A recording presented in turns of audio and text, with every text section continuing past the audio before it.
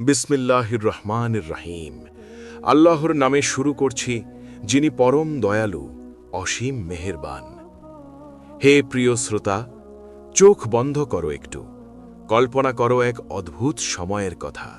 সেই সময় যখন পৃথিবীর ইতিহাসে সবচেয়ে বড় রূপান্তর ঘটছিল, যখন মরুভূমির বুকে জন্ম নিচ্ছিল একটি নতুন সভ্যতা, যখন মানুষ মানুষকে ভালোবাসতে শিখছিল ধর্ম, বর্ণ, গোত্র নির্বিশেষে, যখন তাস এবং রাজা একই কাতারে দাঁড়িয়ে মাথা নত করছিল মহান আল্লাহর সামনে। সেই যুগের নাম সাহাবায়ে কেরামের যুগ। আর সেই যুগের এক অসাধারণ মানুষের গল্প আজ তোমাকে শোনাব। তার নাম আবু উবাইদা ইবনুল জাররাহ। রাসূলুল্লাহ সাল্লাল্লাহু আলাইহি ওয়াসাল্লাম নিজে যাকে বলেছিলেন এই উম্মতের আমানাতদার। পৃথিবীর বুকে যদি কোনো মানুষ সত্যিকারের আমানাতদার হয়ে থাকেন, তবে তিনি এই মানুষটি। কে ছিলেন তিনি? কি ছিল তার জীবন? কি এমন অলৌকিক ঘটনা ঘটেছিল তাকে কেন্দ্র করে? আজ সেই সব প্রশ্নের উত্তর খুঁজতে বের হব আমরা। মক্কা নগরী, সেই প্রাচীন শহর যেখানে কাবা শরীফ অবস্থিত, আরবের সবচেয়ে পবিত্র স্থান। কিন্তু সেই সময় কাবার চারপাশে ছিল ৩০০-র বেশি মূর্তি। মানুষ সেই মূর্তিদের পূজা করত, তাদের কাছে মানত করত, তাদের নামে পশু জবাই করত। আপনি যদি এই গল্পটি উপভোগ করে থাকেন, যদি এই অলৌকিক ঘটনা আপনার হৃদয়ে স্পর্শ করে থাকে, তাহলে এখনই এই চ্যানেলটি সাবস্ক্রাইব করুন। কারণ প্রতিদিন আমরা নিয়ে আসি সাহাবীদের জীবনের এমন সব অবিশ্বাস্য ও অনুপ্রেরণাদায়ক গল্প, যা আপনার ঈমানকে আরও মজবুত করবে, আপনার অন্তরকে আলোকিত করবে। সাবস্ক্রাইব করুন এবং বেল আইকনে ক্লিক করুন, যাতে প্রতিটি নতুন ভিডিও আপনার কাছে সবার আগে পৌঁছে যায়। আল্লাহ আপনাকে এবং আপনার পরিবারকে সর্বদা হেফাজত করুন, আমিন। সেই হারানো সত্যকে আবু উবাইদা ছিলেন তাদের মধ্যে একজন। যেদিন তিনি প্রথম রাসূলুল্লাহর কথা শুনলেন, সেদিনই তার বুকের ভেতর কিছু একটা নড়ে উঠল। সেই প্রশ্নগুলো, যেগুলো বছরের পর বছর ধরে উত্তর খুঁজছিল, সব প্রশ্নের উত্তর যেন এক নিমেষে পেয়ে গেলেন। তিনি ইসলাম গ্রহণ করলেন, এবং যে মুহূর্তে তিনি ইসলাম গ্রহণ করলেন, তিনি হয়ে গেলেন পৃথিবীর সবচেয়ে সৌভাগ্যবান মানুষদের একজন। কারণ তিনি ইসলামের একেবারে প্রথম দিকের মুসলমানদের মধ্যে ছিলেন। ইতিহাসবিদরা বলেন তিনি ছিলেন ৮ নম্বর অথবা ১০ নম্বর ব্যক্তি যিনি ইসলাম গ্রহণ করেছিলেন। ভাবো একটু, পৃথিবীর সবচেয়ে প্রথম মুসলমানদের মধ্যে একজন, এটা কতটা বড় সৌভাগ্য। কিন্তু সেই প্রথম দিনগুলো ছিল ভয়ঙ্কর কঠিন। মক্কার কুরাইশরা যখন জানল যে কিছু মানুষ মোহাম্মদের ধর্মে যোগ দিচ্ছে, তারা ক্ষিপ্ত হয়ে উঠল। তারা নতুন মুসলমানদের ওপর শুরু করল চরম নির্যাতন। বিলাল ইবনু রাবাহকে জ্বলন্ত বালির ওপর শুইয়ে রাখা হতো, তার বুকের ওপর পাথর চাপা দেওয়া হতো। খাব্বাব ইবনুল আরাত্তাকে আগুনের উপর শুইয়ে নির্যাতন করা হয়েছিল। আবু উবাইদাও এর থেকে মুক্ত ছিলেন না। তিনি সম্ভ্রান্ত পরিবারের ছিলেন বলে সরাসরি শারীরিক নির্যাতন হয়তো কিছুটা কম হয়েছিল, কিন্তু সামাজিক চাপ, পারিবারিক চাপ, এগুলো ছিল সীমাহীন। তার নিজের পরিবার তাকে বলল, এই পথ ছেড়ে দাও, পূর্বপুরুষদের ধর্মে ফিরে এসো। কিন্তু আবু উবাইদা বললেন, না, আমি সত্য পেয়েছি, সত্যকে আমি ছাড়তে পারবো না। এই দৃঢ়তা দেখলে বুঝতে পারি কেন রাসূলুল্লাহ সাল্লাল্লাহু আলাইহি ওয়াসাল্লাম তাকে এতটা ভালোবাসতেন। সেই দিনগুলোতে একটি অদ্ভুত ঘটনা ঘটেছিল। একদিন রাতে একদল কুরাইশ নেতা পরিকল্পনা করল মুসলমানদের সম্পূর্ণ বিচ্ছিন্ন করে দেওয়া হবে। তাদের সাথে কেউ ব্যবসা করবে না, কেউ বিয়ে শাদী করবে না, এমনকি খাবার পানীয় বিক্রি করবে না। এই বয়কটের ফলে মুসলমানরা শিয়াবু আবি তালিবের মধ্যে আশ্রয় নিল। সেটা ছিল একটি উপত্যকার মতো জায়গা। ৩ বছর ধরে তারা সেখানে বন্দি জীবন কাটালো। আবু উবাইদাও সেখানে ছিলেন। ৩ বছর ক্ষুধা, তৃষ্ণা, কষ্ট, বাচ্চাদের কান্নার শব্দ, বৃদ্ধদের আহাজারি। কিন্তু আবু উবাইদা কখনো ভাঙেননি। তিনি অন্যদের সাহস দিতেন, বলতেন, আল্লাহর উপর ভরসা রাখো, তিনি আমাদের কখনো ছেড়ে যাবেন না। এবং সত্যিই আল্লাহ তাদের ছেড়ে যাননি। ৩ বছর পর যে চুক্তিপত্রে বয়কটের কথা লেখা ছিল, সেই চুক্তিপত্রটি পোকায় খেয়ে ফেলেছিল। শুধু আল্লাহ শব্দটি ছাড়া বাকি সব লেখা মুছে গিয়েছিল। এটা কি কাকতালীয় ছিল, নাকি ছিল আল্লাহর নিদর্শন? যারা ঈমান এনেছিলেন তারা জানতেন এটা আল্লাহর পক্ষ থেকে এক অলৌকিক ইশারা।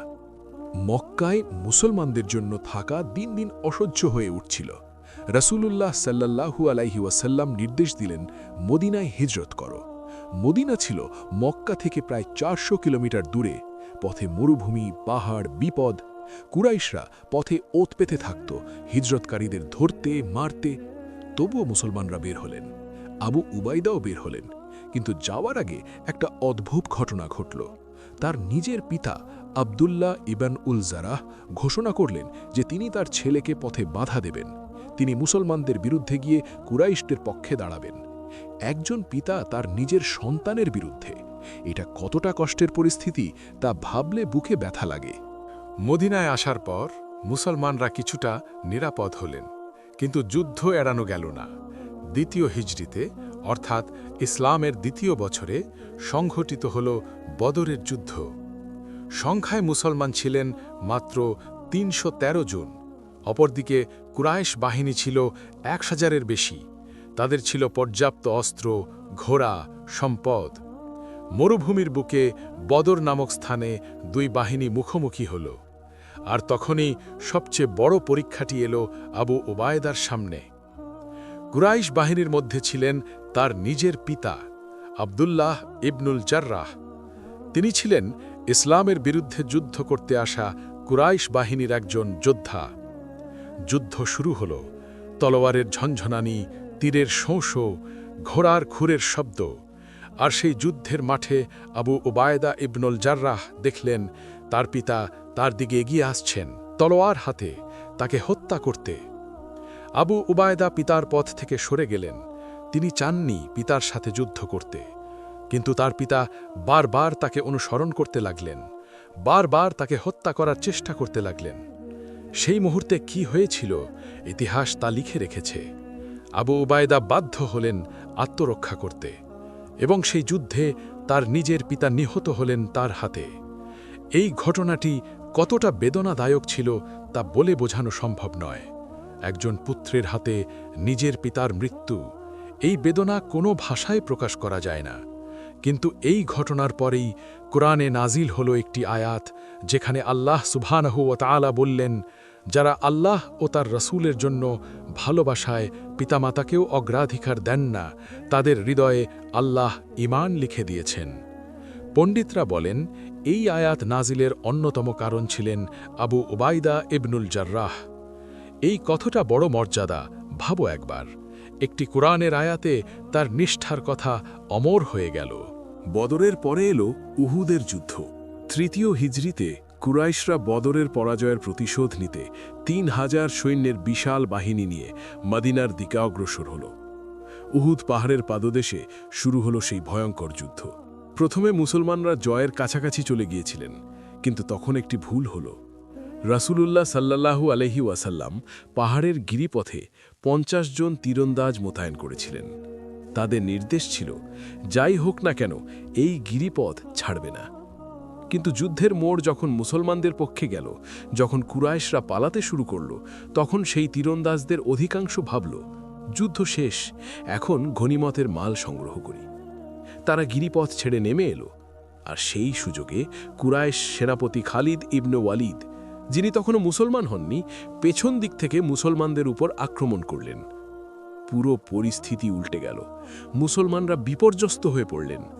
শহীদ হলেন ৭০ জন সাহাবী। স্বয়ং রসূলুল্লাহর চেহারা মুবারক আহত হল, তার দাঁত শহীদ হল। আর সেই বিপর্যয়ের মুহূর্তে একটি গুজব ছড়িয়ে পড়ল, রসূলুল্লাহ সাল্লাল্লাহু আলাইহি ওয়াসাল্লাম শহীদ হয়েছেন। এই গুজব শুনে অনেকে হতাশ হয়ে পড়লেন। কেউ কেউ যুদ্ধ ছেড়ে পালিয়ে গেলেন। কিন্তু আবু উবায়দা থামলেন না। তিনি জানতেন রাসূলুল্লাহ বেঁচে আছেন। তিনি ছুটে গেলেন তার কাছে, এবং তখন ঘটল সেই ঘটনা, সেই অলৌকিক মুহূর্তের কথা বলছি। উহুদের যুদ্ধে রাসূলুল্লাহ সাল্লাল্লাহু আলাইহি ওয়াসাল্লামের চেহারায় শত্রুর বর্ষার আঘাতে লোহার শিকলের ২টি টুকরো ঠুকে গিয়েছিল। সেই লোহার টুকরোগুলো বের করতে হবে, কিন্তু কিভাবে? আবু বকর সিদ্দিক রাদিয়াল্লাহু আনহু চেষ্টা করলেন। আবু উবায়দাও এগিয়ে এলেন। বদরের পরে এলো উহুদের যুদ্ধ। তৃতীয় হিজরিতে কুরাইশরা বদরের পরাজয়ের প্রতিশোধ নিতে ৩,০০০ সৈন্যের বিশাল বাহিনী নিয়ে মদিনার দিকে অগ্রসর হল। উহুদ পাহাড়ের পাদদেশে শুরু হলো সেই ভয়ঙ্কর যুদ্ধ। প্রথমে মুসলমানরা জয়ের কাছাকাছি চলে গিয়েছিলেন, কিন্তু তখন একটি ভুল হলো। রাসূলুল্লাহ সাল্লাল্লাহু আলাইহি ওয়াসাল্লাম পাহাড়ের গিরিপথে ৫০ জন তীরন্দাজ মোতায়েন করেছিলেন।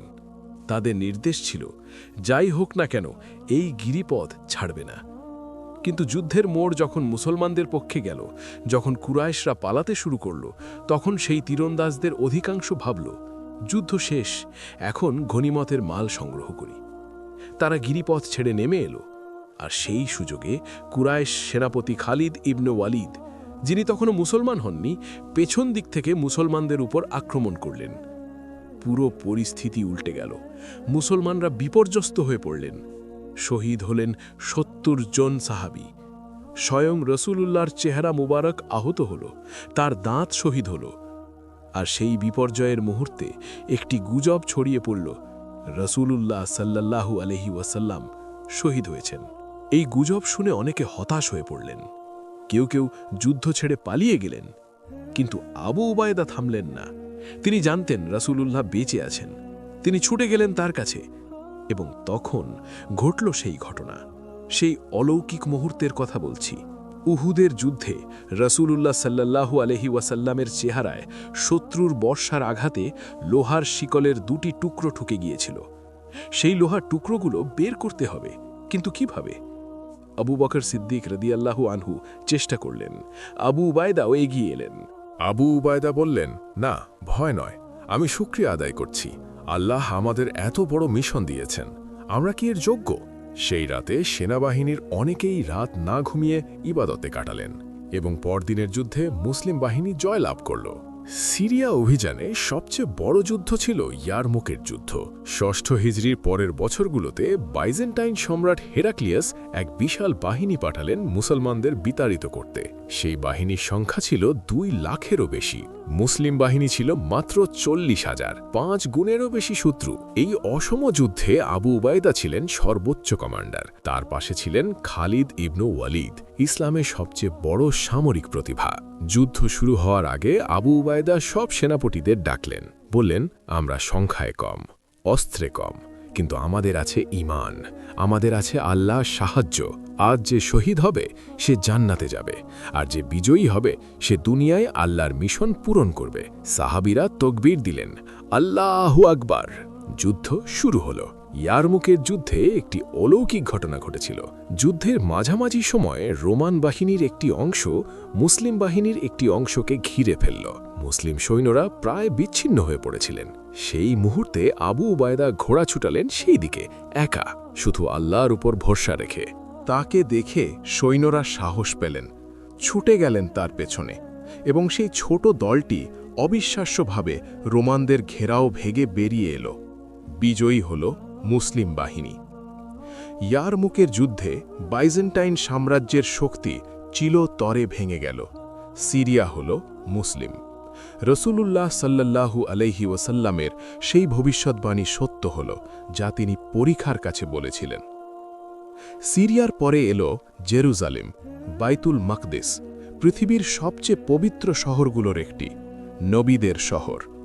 বাইজেন্টাইনরা সেই শহর ছেড়ে দিতে রাজি ছিল, কিন্তু তাদের একটি শর্ত ছিল। তারা বলল, আমরা শহর মুসলমানদের হাতে দেব, কিন্তু শুধু খলিফার হাতে, যদি খলিফা নিজে এসে চাবি নেন। এই সংবাদ মদিনায় পাঠানো হল। ওমর ইবন আল খাত্তাব রাদিয়াল্লাহু আনহু তখন খলিফা। তিনি রাজি হলেন। মদিনা থেকে জেরুসালেম দীর্ঘ পথ। খলিফা ওমর রওনা হলেন। এই যাত্রায় একটি ঐতিহাসিক দৃশ্য তৈরি হয়েছিল। ওমর রাদিয়াল্লাহু আনহুর সাথে ছিলেন তার একটি উট এবং একজন ভৃত্য। দীর্ঘ পথে তিনি পালাক্রমে উটে চড়তেন আর ভৃত্যকে উটে চড়তে দিতেন। কখনো খলিফা হাঁটতেন, কখনো ভৃত্য। যখন জেরুজালেমের কাছাকাছি পৌঁছালেন, তখন ভৃত্যের পালা ছিল উটে চড়ার, আর খলিফা হাঁটছিলেন হাতে উটের রশি। এই দৃশ্য দেখে জেরুজালেমের মানুষেরা থমকে গেল। তারা জিজ্ঞেস করল, এদের মধ্যে খলিফা কে? যখন জানল উটে যিনি বসা তিনি ভৃত্য আর হাঁটছেন খলিফা, তারা বিস্মিত হল। তারা বলল, এই ধর্মকে ভয় পাওয়া উচিত, যে ধর্ম তার খলিফাকে ভৃত্যের সাথে সমান করে দেয়। ওমর রাদিয়াল্লাহু আনহু জেরুজালেমে পৌঁছালেন। সেখানে আবু উবায়দা তাকে স্বাগত জানালেন। দুজন বহুদিন পরে দেখা হলো। ওমর রাদিয়াল্লাহু আনহু আবু উবায়দাকে জড়িয়ে ধরলেন। তারপর আবু উবায়দার তাঁবুতে গেলেন। দেখলেন সেই একই চিত্র, সাধারণ মাদুর, সামান্য কয়েকটি জিনিস। ওমর বললেন, তুমি কি খেতে পাও ঠিকমতো? আবু উবায়দা হাসলেন, বললেন, যা প্রয়োজন তার চেয়ে বেশি পাই। খলিফা ওমর আবার চোখের পানি আটকাতে পারলেন না। সিরিয়ায় বিজয়ের পর এলো এক ভয়ঙ্কর বিপদ, প্লেগ, আমওয়াসের প্লেগ, ইতিহাসের অন্যতম ভয়ানক মহামারী। শামের মাটিতে মুসলিম বাহিনীর মধ্যে ছড়িয়ে পড়ল সেই ভয়ঙ্কর রোগ। মানুষ মরতে লাগল একের পর এক। মদিনা থেকে খলিফা ওমর রাদিয়াল্লাহু আনহু এলেন খবর নিতে। পথে তাকে জানানো হলো মহামারী ছড়িয়ে পড়েছে, ফিরে যান। ওমর পরামর্শ করলেন সাহাবীদের সাথে। কেউ বললেন যান, কেউ বললেন ফিরে যান। অবশেষে উমার ফেরার সিদ্ধান্ত নিলেন। তখন আবু উবায়দা এলেন, বললেন, হে আমিরুল মোমিনিন, আপনি কি আল্লাহর ফয়সালা থেকে পালাচ্ছেন? উমার বললেন, হ্যাঁ, আমরা আল্লাহর এক ফয়সালা থেকে আল্লাহরই আরেক ফয়সালার দিকে যাচ্ছি। তারপর ওমর বললেন, যদি তুমি অন্য কেউ হতে আমি কষ্ট পেতাম। অর্থাৎ ওমর বুঝলেন আবু উবায়দার কথায় অনুযোগ নেই, আছে ভালোবাসা। ওমর চলে গেলেন, আর আবু উবায়দা থাকলেন প্লেগ আক্রান্ত সৈনিকদের মাঝে।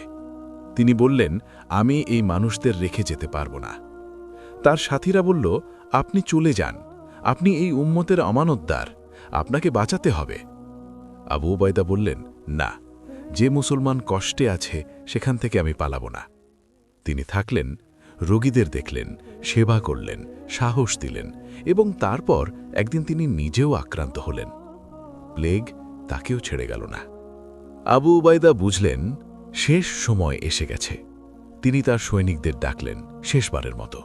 তিনি বললেন, আমি তোমাদের কিছু কথা বলতে চাই, এটাই হবে আমার শেষ কথা। মৃত্যু পথযাত্রী আবু উবায়দার কথা শুনতে সবাই এগিয়ে এলো, চোখে পানি, বুকে ব্যথা। তিনি বললেন, নামাজ কায়েম রাখো, রোজা রাখো, জাকাত দাও, হজ ও ওমরাহ করো, একে অপরের উপকার করো, তোমাদের নেতাদের সাথে সৎ থাকো। তারা যদি তোমাদের সাথে সৎ থাকে তবে দুনিয়া তোমাদের পায়ের নিচে আসবে। মৃত্যুকে ভয় পেও না, মৃত্যু সত্য। প্রতিটি আত্মাকে মৃত্যুর স্বাদ নিতে হবে। আমি তোমাদের সাথে সময় কাটিয়ে আনন্দিত হয়েছি। আল্লাহর কাছে দোয়া করি তোমাদের এই পথে রাখুন। তিনি একটু থামলেন, তারপর বললেন, মুআজ ইবনু জাবালকে তোমাদের নেতা করলাম। এই ছিল আবু উবায়দার শেষ কথা। সেই রাতে তিনি চলে গেলেন। সেই বছর ছিল 18 হিজরি। আবু উবায়দার বয়স ছিল আনুমানিক 58 বছর। যখন মদিনায় খবর পৌঁছাল, ওমর ইবনুল খাত্তাব রাদিয়াল্লাহু আনহু মাথায় হাত দিয়ে বসে পড়লেন।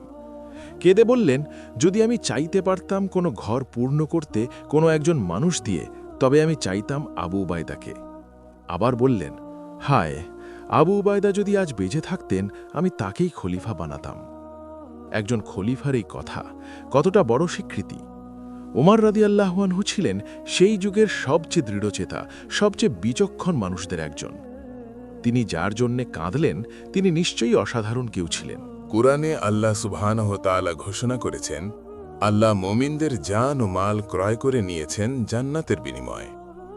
আবু উবায়দা তার জান দিয়েছিলেন, তার মাল দিয়েছিলেন, তার আরাম আয়েশ দিয়েছিলেন, তার দাঁত দিয়েছিলেন, তার পরিবারের সাথে থাকার সময় দিয়েছিলেন, সব কিছু দিয়েছিলেন আল্লাহর পথে। আর আল্লাহ তাকে দিয়েছেন কি? রাসূলুল্লাহ সাল্লাল্লাহু আলাইহি ওয়াসাল্লাম বলেছেন, জান্নাতে আবু উবায়দা স্থান নির্ধারিত। 10 জন সাহাবী যাদের জান্নাতের সুসংবাদ দেওয়া হয়েছিল রাসূলুল্লাহর জীবদ্দশায়, আবু উবায়দা ছিলেন তাদের একজন। এই 10 জনের নাম শুনলে হৃদয় ভরে যায়। আবু বকর, উমর, উসমান, আলী, তালহা, জুবায়ের, আব্দুর রহমান ইবনু আউফ, সঈদ ইবনু জায়েদ, আবু উবায়দা ইবনুল জাররাহ এবং সঈদ ইবনু আবি ওয়াক্কাস। এই 10 জন জান্নাতের সুসংবাদ প্রাপ্ত রাসূলুল্লাহর মুখ থেকে। আবু উবায়দার জীবন থেকে আমরা কি শিখি? প্রথমত, সত্যের প্রতি অটল থাকা। তিনি যখন সত্য পেয়েছিলেন তখন কেউ তাকে সরাতে পারেনি। পিতার চাপ, সামাজিক চাপ, জীবনের হুমকি, কিছুই না। দ্বিতীয়ত, বিনয়। সর্বোচ্চ পদে থেকেও তিনি ছিলেন সবচেয়ে বিনম্র। তৃতীয়ত, আমানতদারিত্ব। যাকে দায়িত্ব দেওয়া হয়েছিল তিনি সেই দায়িত্ব সততার সাথে পালন করেছিলেন। চতুর্থত ত্যাগ, নিজের জন্য কিছু না রেখে সব দিয়েছেন অন্যের জন্য। পঞ্চমত মৃত্যুকে ভয় না পাওয়া। প্লেগের মাঝেও তিনি পালাননি, কারণ তিনি জানতেন মৃত্যু যদি আসে সেটা জান্নাতের দরজা। আমরা অলৌকিকতা বলতে বুঝি আকাশ থেকে কিছু নেমে আসা, মৃত্যু থেকে বেঁচে যাওয়া, পানির উপর হাঁটা।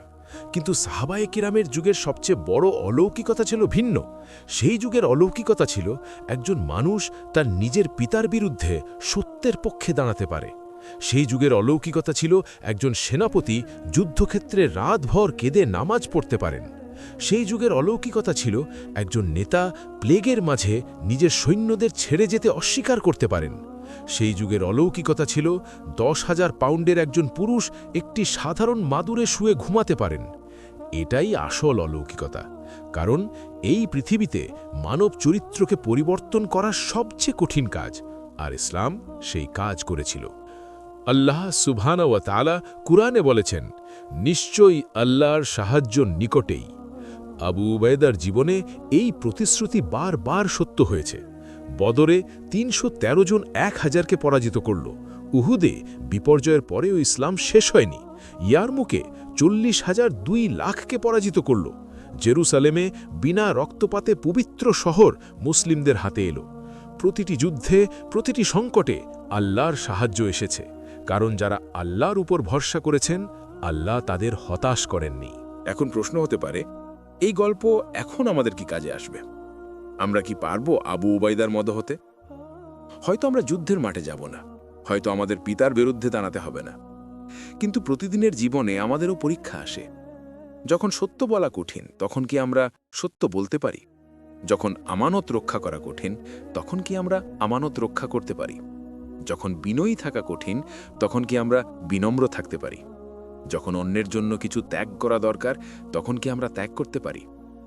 এই প্রশ্নগুলোর উত্তরে নির্ধারণ করবে আমরা আবু উবাইদার উত্তরসূরি কিনা। রাসূলুল্লাহ সাল্লাল্লাহু আলাইহি ওয়াসাল্লাম বলেছেন, আমার সাহাবীরা তারকার মতো, তোমরা যে কোনো জনকে অনুসরণ করো, হেদায়েত পাবে। এই কথার মানে কি? তারকার মতো। আকাশে যেমন তারকা থাকে, অন্ধকার রাতে পথিক সেই তারকা দেখে পথ চেনে, তেমনি সাহাবায়ে কেরাম আমাদের জন্য আলোর পথ। আবু উবাইদা ছিলেন সেই তারকাদের একজন।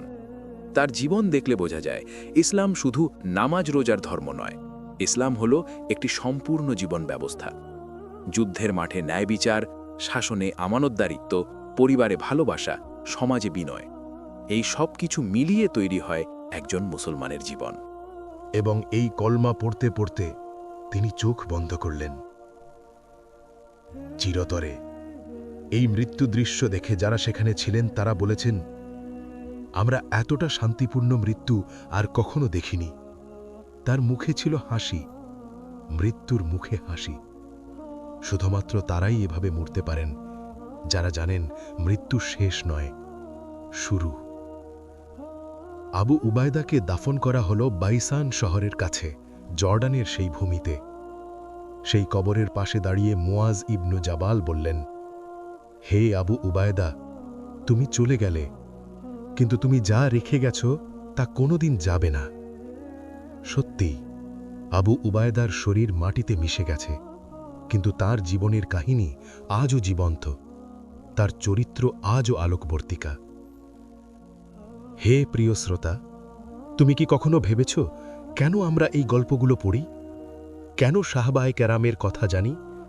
শুধু ইতিহাস জানার জন্য নয়, বরং এই গল্পগুলো পড়লে আমাদের মনে একটা কথা জাগে, যদি তারা পারেন, আমরাও পারব।